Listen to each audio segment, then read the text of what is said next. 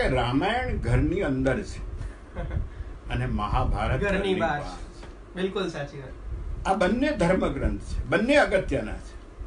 ગીતા ઘર સુધી વંચાવવાને બદલે કોર્ટમાં વધારે ગઈ.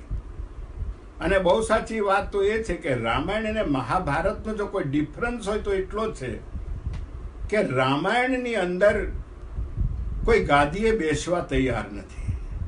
ભરતે ના પાડી, શત્રુઘ્ને ના પાડી. મહાભારતની અંદર આપણે જોઈએ છે કે એમાં ગાદીએ બેસવાની લડાઈ ચાલે અને તે હજી ચાલે છે, હજી આજે. રામાયણમાં જો સીતા માતા પોતે બોલ્યા હોત ને તો ક્યારે રામાયણ નહીં થાય. અને મહાભારતની અંદર દ્રૌપદી માતા પોતે મૂંગા રહ્યા હોત તો ક્યારેય મહાભારત નહીં થાય. રામાયણની અંદર સીતાજીને બચાવવા માટે રામચંદ્ર ભગવાને વજનદાર ધનુષને ઊંચકીને અને મહાભારતની અંદર દ્રૌપદી માટે અર્જુને 100 યોજન થાંભલીને ધનુષને ચડાવવું પડ્યું હતું. એકમાં ધનુષને ભાંગવું પડે અને બીજામાં ધનુષને ચડાવવું પડે. અને સાહેબ બહુ સાચી વાત જો કહેવાની હોય તો હું એ કહું છું કે રામાયણમાં એક જ વાત છે કે આ બધું તારું છે. સમર્પણની ભાવના છે, ત્યાગની ભાવના છે. અને મહાભારતની અંદર એક જ વાત છે કે આ બધું મારું છે.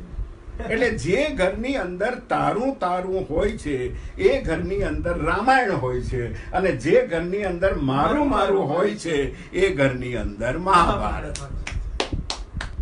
અને હું તો એમ કહું છું કે જ્યાં મારું મારું હોય છે ને ત્યાં ભગવાન એવું કહે છે કે જે એમ કે આ મારું છે એને હું મારું મારું ને મારું, અને જે એમ કે આ તારું છે એને હું તારું તારું ને તારું.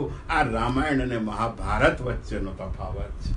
ક્યાં વાત હે, ક્યાં વાત હે. ખૂબ જ સરસ તફાવત આપણી વચ્ચે મૂક્યો, આટલી સરસ વાત કરી અને ખૂબ જ આનંદ થયો. આપણા વ્યુઅર્સ પણ વધતા જ રહે છે ધીમે ધીમે, અને આપણે જોઈ શકીએ છીએ કમેન્ટ બોક્સમાં ખૂબ જ સારા રિવ્યુ આવી રહ્યા છે, લાઇક્સ આવી રહી છે.